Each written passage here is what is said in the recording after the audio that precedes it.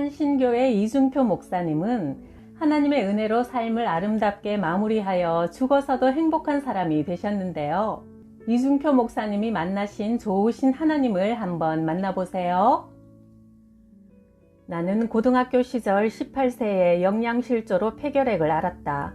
피를 토하며 쓰러질 지경인 3기에 이르자 죽기를 작정하고 수면제를 구입했다. 그런데 약을 입에 털어 넣으려 하면 무서운 환상이 떠올랐다. 불꽃 속에서 해골이 아우성치며 고통스러워하는 지옥의 환상에 소스라치며 멈추기를 3일 동안 계속했다.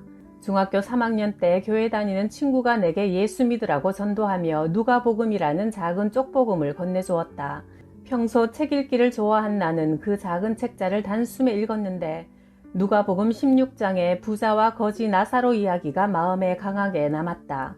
그 이야기를 읽으면서 나는 죽어서 절대로 지옥 가면 안 되겠구나 하고 두려운 생각을 하게 되었다.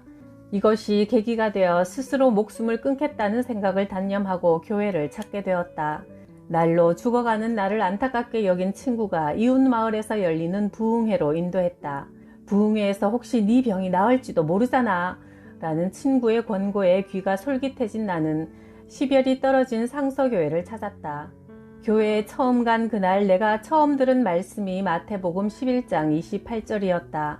수고하고 무거운 짐진 자들아 다 내게로 오라. 내가 너희를 쉬게 하리라. 나는 그 말씀 앞에 그대로 엎드렸다. 예수님, 폐병이라는 무거운 짐을 진 자가 여기 왔습니다. 이 병을 고쳐주시고 저를 살려만 주신다면 이 몸을 주님께 바치겠습니다. 부흥회가 끝난 후에도 매일 새벽 기도를 계속 다녔다.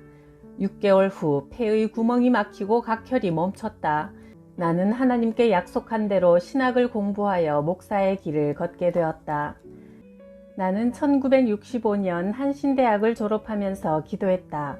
하나님, 저는 서울에서 큰 교회를 해서 하나님께 영광 돌릴 겁니다. 그러나 하나님은 나를 전라도 고부교회, 옥구교회 등 낙후된 시골로 보내어 10년간 혹독한 목회 훈련을 시키셨다. 그러던 어느 날 1976년 서울 신림동 관악교회에서 청빙이 왔다. 당시 300여 명이 출석하는 중형교회였다. 주님, 이제 이 종이 드디어 서울로 입성합니다. 이 종을 들어 크게 써주옵소서. 나는 아내와 함께 40일 작정기도에 들어갔다. 교회는 급속도로 부흥해 부임 6개월 만에 600명 성도로 배로 늘어났다. 그러자 마귀의 시험이 찾아왔다. 전임 목사의 동생이 교회에 전도사로 일하고 있었는데 신임 목회자와 관계를 이간시키는 무리들이 생겨나 주도권 싸움에 휘말렸다. 이럴 때일수록 자세를 낮추고 겸손했어야 하는데 도대체 목사인 나를 뭘로 보는 거야? 하는 교만한 마음이 들어 전임자가 결정해 놓은 4명의 장로 피택을 무효화해버렸다. 그러자 급기야 교인들 사이에서 목사 배척운동이 일어나 교회는 싸움과 갈등의 현장으로 바뀌었다. 그런 와중에 나는 일생일대의 큰 실수를 저지르고 말았다. 주일 예배 시간 설교를 하기 위해 강단에 섰는데 분위기가 아주 소란스러웠다.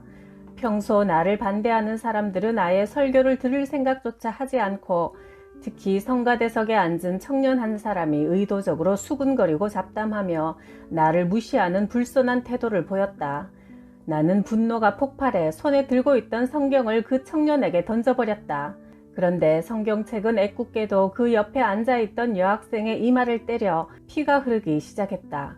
예배장은 아수라장으로 변했고 교회 부흥도 그 순간 멈추고 말았다. 나는 교인들로부터 경찰서에 고발당했고 강대상에서 끌려 내려오는 수치를 당해야 했다. 결국 나는 부임한 지 1년 3개월 만에 관악교회를 사임하게 되었다. 나는 아무 대책도 없이 가족을 데리고 거리로 내몰렸다. 목사가 예배 중에 강단에서 성경을 던지다니 참회의 눈물이 마르지 않았다. 나야말로 죄인 중에 괴수임을 깨닫게 되었다. 만일 관악교회의 실패가 없었다면 나는 큰 영적 교만에 빠져서 성공주의 목회를 지향하는 속물 목사가 되었을 것이다. 나는 청계산 기도원으로 올라가 6개월간 머물며 기도했다. 생활비 한 푼 받지 못하고 거리로 내쫓긴 신세라 밥을 공짜로 얻어먹을 수 있는 기도원을 찾은 것이다. 기도원 생활은 요나가 회개한 큰 물고기 뱃속이었다.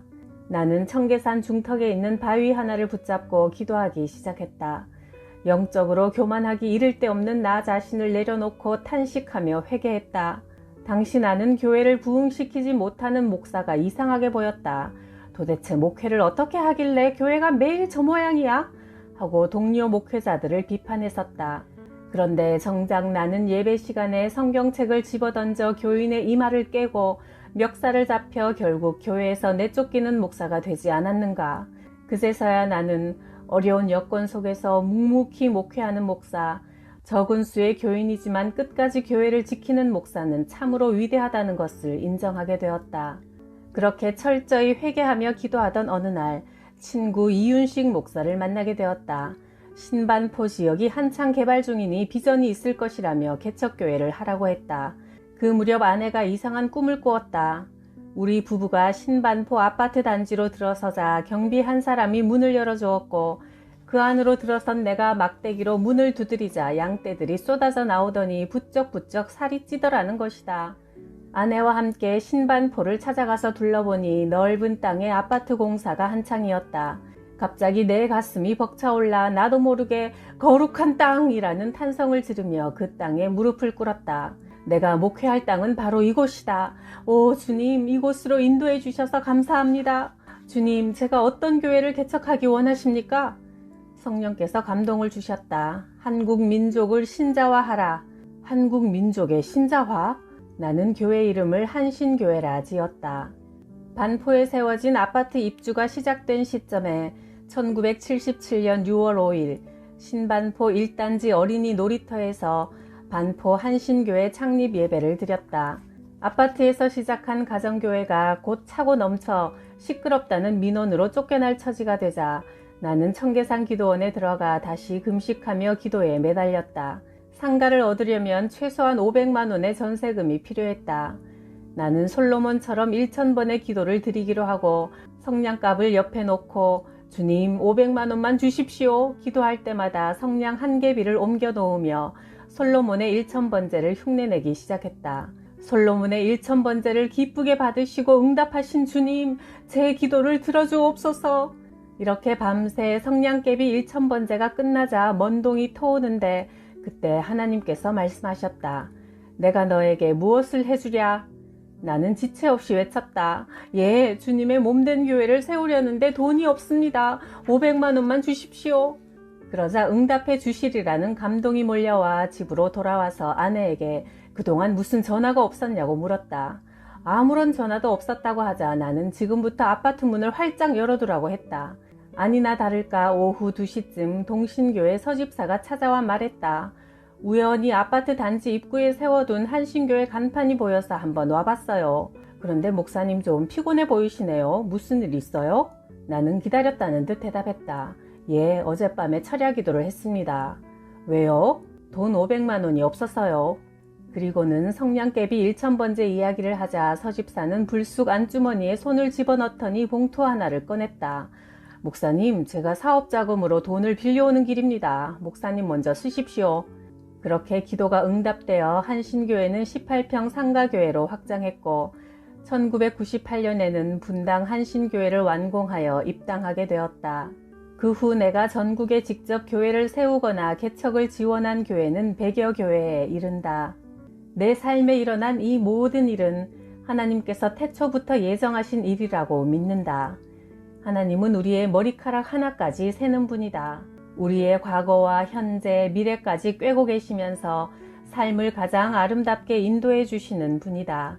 따라서 우리에게 일어나는 모든 일은 우연이 아니라 위대한 작품을 만들어가는 필연적인 과정이다.